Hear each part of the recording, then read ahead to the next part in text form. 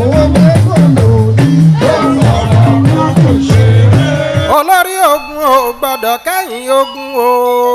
Dr. Sunny Fọlọ́runṣọ́ kúkú lèmi ìkúkú ń perí ọ̀gbẹ́ni ọjà tuntun lákìlẹ̀ Ìjẹ̀bú lèmi ìkúkú ń fọn rere alákìtì mọ rí pé aláwòrì ò gbọ́dọ̀ jíyọ̀ kúlukúlu ṣẹ́ òjò tí balùwẹ̀ ṣẹ́ olórí ogun kúkú gangan lèmi fẹ́ máa kí. MTA Ìjẹ̀bú Òde alára àgbà ìdá ara yìí tán nílé alára ló ń kí ọ̀gbẹ́ni ọjà tuntun lákìlẹ̀ Ìjẹ̀bú wípé yìí ò ní jópin oore mọ́ṣámì ńlá ìgbà tó tó gbá ní ṣe bálẹ̀ agbọ́n mi kọ̀ǹkọ̀ tó tó kọ̀ǹkọ̀ ní ṣe bálẹ̀ odò olórí ogun Sunny kúkú mà ló kájú ẹ̀. gbàjẹ́rẹ́ February 3 ni ẹ̀yin ènìyàn wa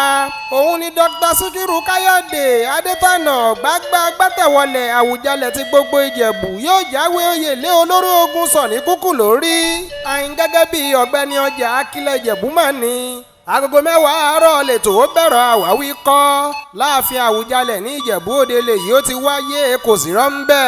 olórí ogun Sunny kúkú mo mọ̀ ìwọ lọmọ bá rẹ́gbẹ̀rún ṣòwò bí ọ̀lẹ́ là á rí ọmọ pèrègùn là á ṣẹ̀ṣọ́ ṣìwọ̀ là á ṣòwò ọmọ bá lówó lọ́wọ́ ṣàṣàyàn nífẹ̀ẹ́ni láwùjọ iṣẹ́ tẹrú tọmọ nífẹ̀ẹ́ni bá lówó tán nínú ilé bàbá tó bí ọlọ́mọ ọmọ lọ́wọ́ joyè méjì wọ́n jẹ balógun tán wọ́n tún jẹ sẹ́ríkì nínú ilé bàbá rẹ̀ ọmọ àrígbá ńlá ṣòwò lókè mòru tóníkèrò ìyàwó àbùnà nínú ilé bàbá rẹ̀ ọmọ òsínlóye dòye ọmọ òjòyè kóye ehun ní jẹ ọmọ Ìjẹ̀bú Òde àjàgbàlúra Ìjẹ̀bú ńlá ọmọ èrè ni wà. ẹ wo Ìdòwú Iyèsálẹ́mì kúkú ń jẹ́